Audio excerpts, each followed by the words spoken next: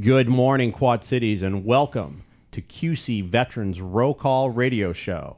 I'm Gino Berti, your host, and this morning it is my privilege to welcome into the studios Major General Kevin O'Connell. He is the Commanding General of the Rock Island Arsenal and Army Sustainment Command. Sir, welcome to the show. Well, good morning. Thanks for having me, and it's great to be part of the Quad Cities community. Well, sir, we're glad to have you in the studio, but we're also sad to see you go. We understand you've got a little bit of time left here. Got a few days, yeah. And well, we appreciate your service. 34 years. That's right. Came in the Army in 1982 and lived all over the world and done a lot of things and enjoyed the ride. But we all reach a point where it's time to transition into something else, and this is my time. So look forward to it. Yes, sir. Well, and you're going to become a veteran. And so you are, while we're thrilled to have you on as a guest, you're also you're going to be a client of ours, I guess, in a few weeks. So, but sir, thank you for your service.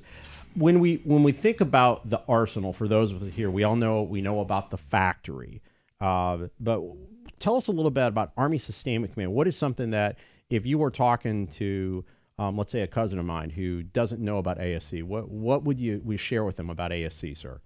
Well, I'd say Army Sustainment Command is a headquarters of about 600 highly trained, highly educated professional workforce, primarily logisticians and contracting personnel.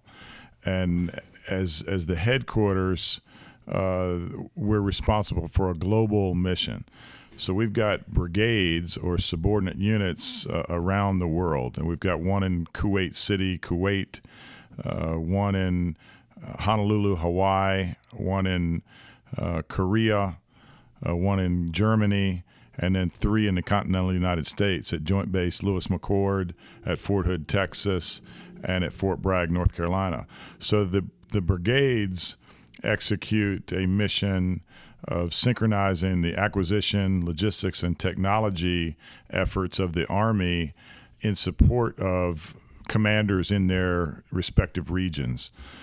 So it's everything from supply, maintenance, transportation, dining facilities, everything you can imagine across the world as far as logistics goes. We've got some huge programs like the Logistics Civil Augmentation Program. It's a contingency contracting operation should the need arise either for wartime or for other type of operations. We've got contractors that go into place very quickly and support commanders on the ground. Right.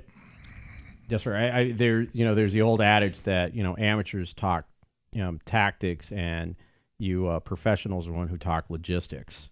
And I'm sure you've seen that in your career, sir.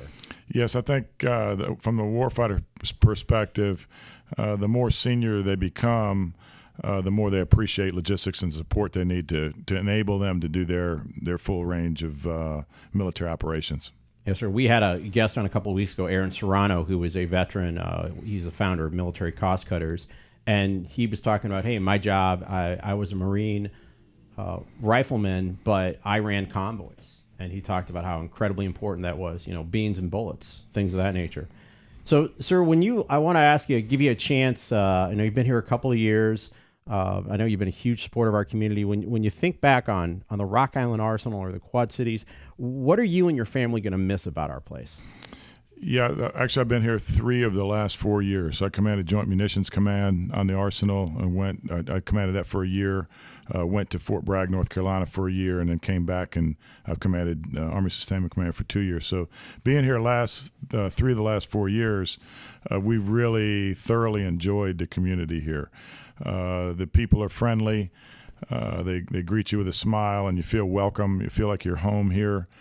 The environment is a little bit laid back. It's easy to get around, easy access, plenty of medical, good schools, low cost of living. So just the quality of life here is very high.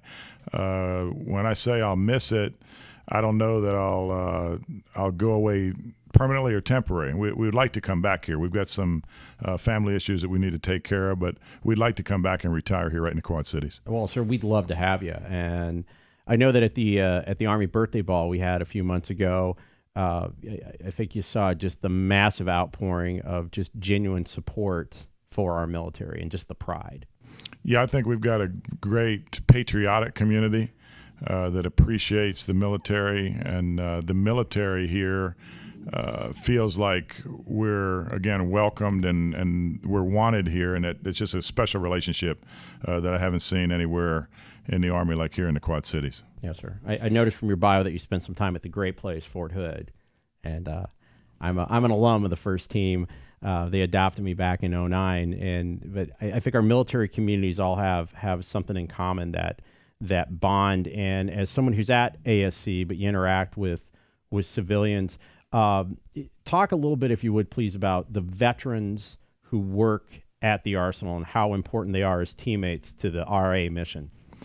Right. The veterans, I think, bring a different worldview, different level of experience. They've seen some things that somebody born and raised in the Quad Cities and started work at the Arsenal as a young person, as an intern or a young employee may not have seen. So I think the experience and the training and education that they gain in the military is only value added as they become part of the civilian workforce. Yes, sir. Now, I understand you also have a son who's serving in the Army. That's correct. He's a major in the 4th Infantry Division Mission Command Element in Baumholder, Germany at this time. And it's got to be just incredible pride for you to have your son also wearing the cloth of our country.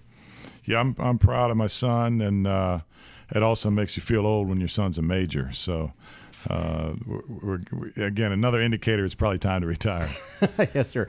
Yeah, but that's an important point. You've been in leadership your whole career. You're commissioned out of ROTC, out of High Point University in North Carolina. I'd like you to talk about individuals you, for lack of a better term, seemed grow up in the Army who are now leaders. I'd like to give you a chance to give a shout out to people you knew. Maybe they were when they were first lieutenants, or maybe they were staff sergeants, and now they're colonels and command sergeant majors. Right. You got the whole spectrum of people coming to the service, coming to the Army or another service. Some were Army brats. They've seen their dad and mom move around the world and have been in this since they were kids, and then joined themselves. Others haven't. I was not a military dependent as a kid and came in.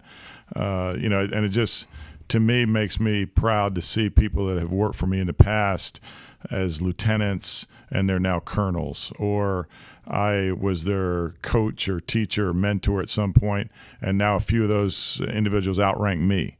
So, it's good to see people work hard and be successful. And rather than name names, I think I just leave it at that. Yes, sir. It's good to see people exceed their thought, the potential that they thought they had.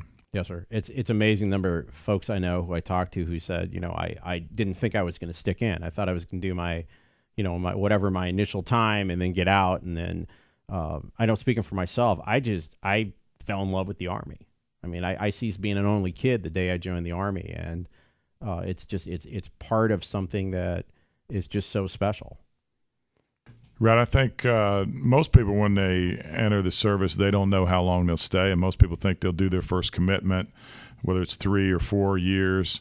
But the people that stay, I think, see that the Army can continue to give you opportunities that you probably came in for, whether it's training or education or adventure or money. But it allows you to continue to serve the nation and be part of something bigger than yourself, supporting and defending the Constitution. Yes, sir. So I'm curious, what was your motivation to join the Army, sir? Well, I came in the Army for one primary reason. I wanted to get married. And I knew I had to have a guaranteed job when I graduated from college. I didn't know if I could afford college. I didn't want to be dependent on my parents, and ended up getting an Army ROTC scholarship. So my incentive was probably a combination of money, and education, and it all worked out. I got married after my junior year of college, and then when we graduated, went on and began my service and enjoyed what I was doing and stayed in. Right. And I'm just, at some point though, you probably had the opportunity to to move into the civilian sector or maybe go into the reserves. What kept you in the active component, sir? Yeah, I took a look at about the 5-year point, and unlike some bosses, my chain of command actually encouraged that. So I took a look on the outside, and I just didn't see anything that was exciting or as responsible as what I was doing as a fairly young captain in the Army. I had a lot of responsibility. I was empowered. I felt like my leaders were looking out for me and taking care of my educational and developmental needs and helping me to achieve and exceed my potential. Yes, sir. Well, I'm curious, sir, what rank were you on 9/11?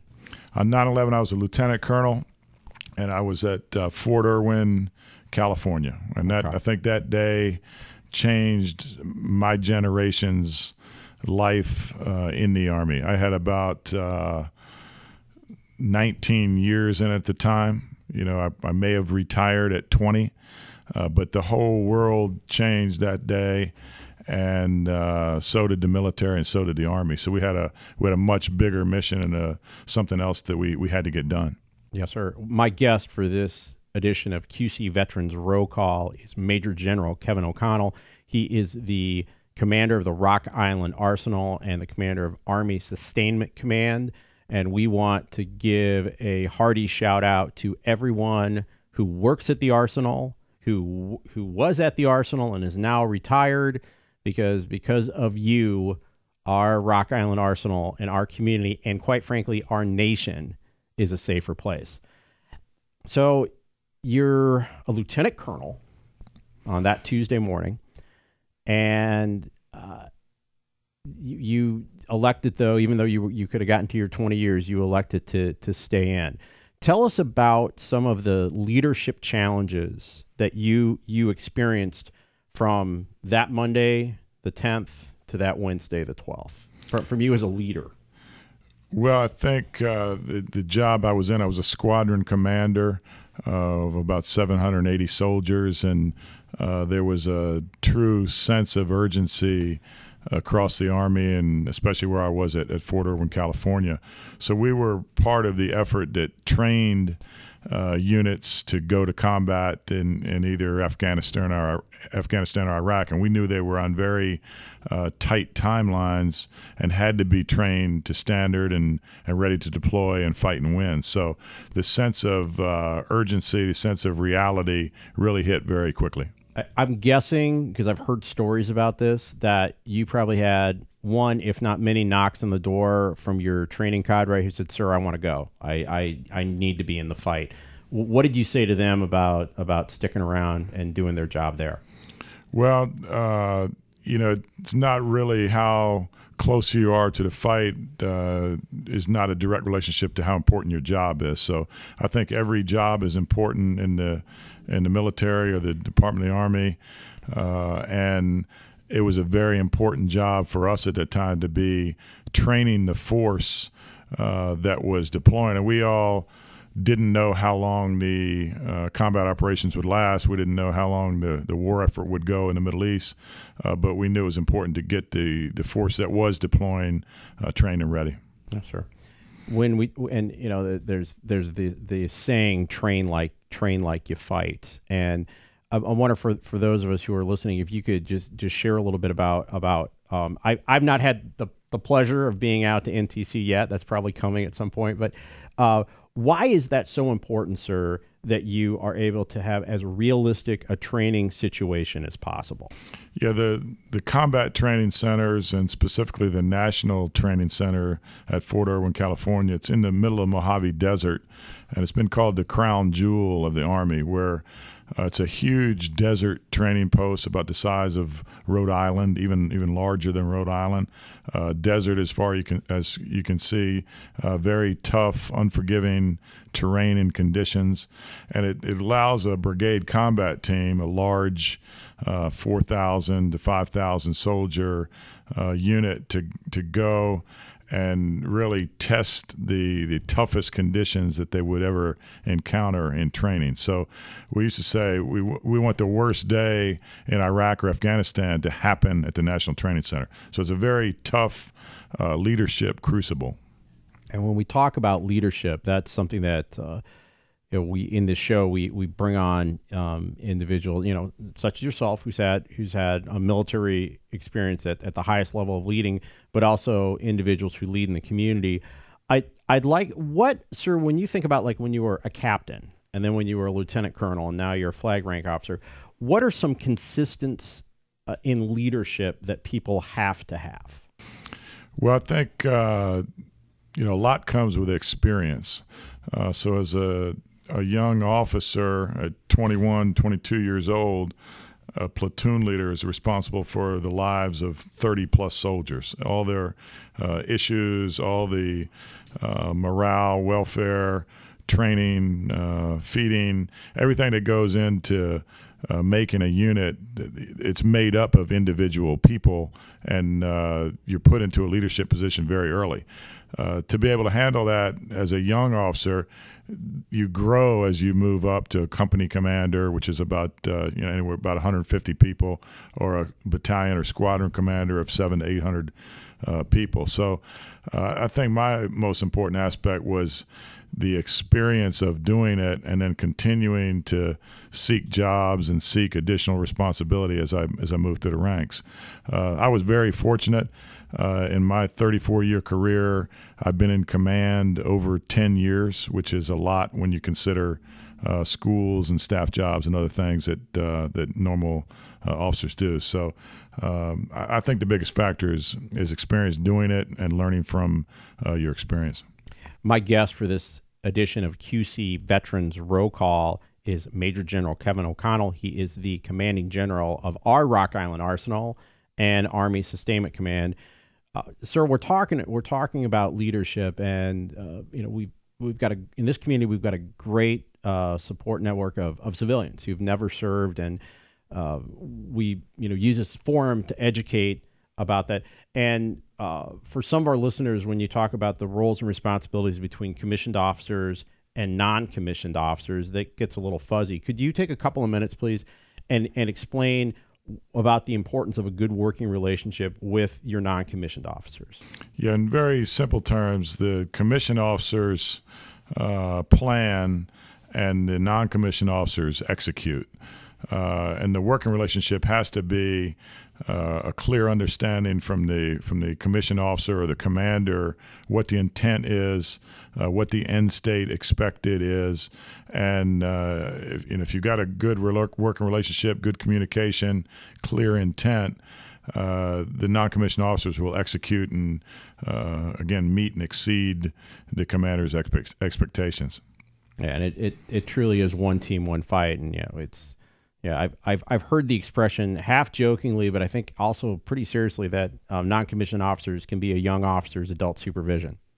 Right. I mean, we call the non-commissioned officers the backbone of the Army, and one of the things that sets our Army apart from other nations is the strength of our non-commissioned officers. Other armies across the globe are working and trying to model their non-commissioned officer corps like the U.S. Army. So that's one of our biggest strengths of the Army. Yes, sir. There's a great book. Actually, I picked it up at Clothing Sales at the Arsenal. It's called The Junior Officers Reading Club by a gentleman named Patrick Hennessy, and he was a British officer.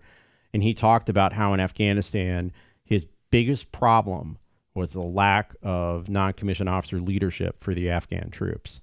So I'm glad you shared that with us, sir. So let's shift gears a little bit. I understand you're a basketball fan. Yes, I've played basketball most of my entire life and enjoy it. Well, I'm guessing you might have had at least a passing interest in this last NBA championships. Yeah, it was a great championship. Very evenly matched teams in Golden State and Cleveland, and I didn't see every minute of every game, but I travel a lot because we've got the global mission. But I did catch some of the games, and very exciting championship. Sir, did you think Cleveland could come back from 3-1? I did not. I thought when they went down 3-1, that was going to be it, and Golden State had them where they wanted them. Again, very two talented teams. You kind of look at the one-on-one matchup of LeBron James and Steph Curry, but it's much more basketball. I like team sports, and basketball is much more than one-on-one competition, and it took the whole team. So I think Cleveland really showed some resiliency and stick-to-itiveness and determination to come back from a 3-1 deficit. Sir, you read my mind. I was going to bring up resiliency. And by the way, for those of you listening who were saying, "Oh yeah, I knew Cleveland was going to come back," yeah, you're right. It was an epic comeback, to say the least. Sir, when you look at, and you mentioned Curry and you mentioned James, from a leadership standpoint, is there anything that sticks out about those two to you? Well, I think because of their talent, they're natural leaders. I mean, LeBron James, phenomenal physical specimen, all the athleticism, and just a natural leader. And Steph Curry, more of a finesse player, but shoots like nobody I've ever seen. And they're go-to individuals. I mean, they're the people on the court that you want to have the ball, or want to have the ball in a clutch condition. And, sports and the Army, there's a lot of analogies. And it's, again, a team sport, but you have natural leaders that step up and take responsibility and want to do hard things or do things at the critical time. So I think there's a lot of very similar comparisons between basketball or sports and the Army and the military. When we talk about resiliency, one of the things that the Army has done, which I think, quite frankly, is terrific, is the Master Resiliency Program. Where you talk about it's something that I think we're learning, and because. But when you think about resiliency, looking back on your 34-year career, what are some examples of where you saw resiliency in action and you say, "Wow, this soldier gets it"? Yeah, I think. We want to be – we talked about it at the National Training Center, where you want to have tough, realistic training to prepare you for something. I think we not only need to be able to survive in tough conditions, but we need to be able to thrive in tough conditions. So resiliency to me is when you face a challenge, face a problem, face something difficult, maybe for the first time, and rather than quit or let it get you down or affect the mission, you quickly can work through it because you're a resilient person and can deal with either the unknown or the uncertain or ambiguous, complex problem that you may be working through. So, to me, it's kind of like if you're walking through the woods at night and you hit a tree. That could throw off your whole night, or you could back up, take a step to the side and keep moving. So we want our soldiers to be resilient. We want our leaders to be resilient. We want our units and organizations to be resilient and be able to handle tough situations and ultimately become even stronger because of that experience. Yes, sir, exactly. And with that, with our veterans, when people leave the service and the uniform goes in the closet, there can be a loss of purpose. And I mean, hey, you're heading to the house in a few weeks. What would you say to the veterans who are listening out there about who they know they want to do something else, but they just don't know what to do? They're looking for that burst of motivation. What would you say to them, sir? Yeah, I think our veterans again bring a unique and very valuable skill set and experience to any workforce. They've proven themselves in the military, which is not an easy place necessarily to work or serve, but they've got experience and they're disciplined. They've proven themselves. So I think they'd be an asset to any organization, whether it's government or non-governmental or volunteer or veteran service organizations. We've got very supportive veteran service organizations throughout the community. So I think there's a lot of ways to continue to serve, teachers or counselors or ways to give back and share the experience that you've gained while you served in the military. My guest for this segment of QC Veterans Roll Call is Major General Kevin O'Connell. He is the commanding general of our Rock Island Arsenal and Army Sustainment Command.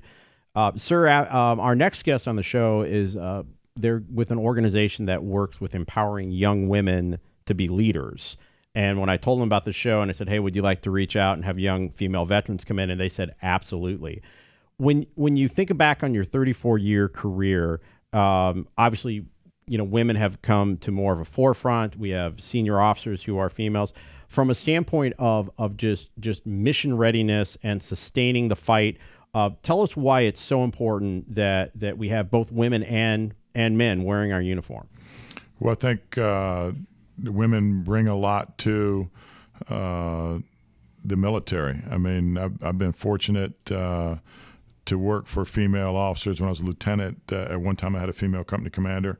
I was privileged to be the executive officer when I was a colonel to the first female 4-star general in the Army, General Ann Dunwoody. And when you think about it, the first female 4-star in the Army, first female 4-star in any service in any country in the history of the world.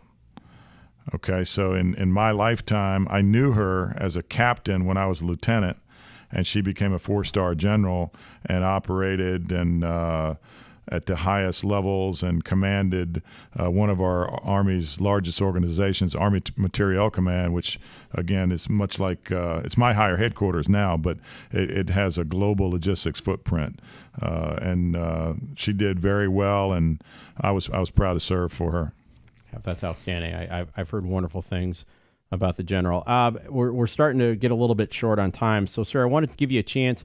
Are there any books or articles or anything you've read lately that, you say, hey, that caught my attention that you'd want to share with our audience? Yeah, I think military history, we study that quite a bit in our officer education system in our schools.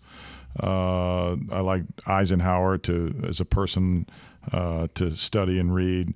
So I think leadership books and military role models, but also in the logistics world, we're leaders and managers. So some of the books, such as Good to Great or 7 Habits of Highly Effective People, I think leadership and management books are important to learn from, but also compare and contrast civilian techniques and procedures to Army and military techniques.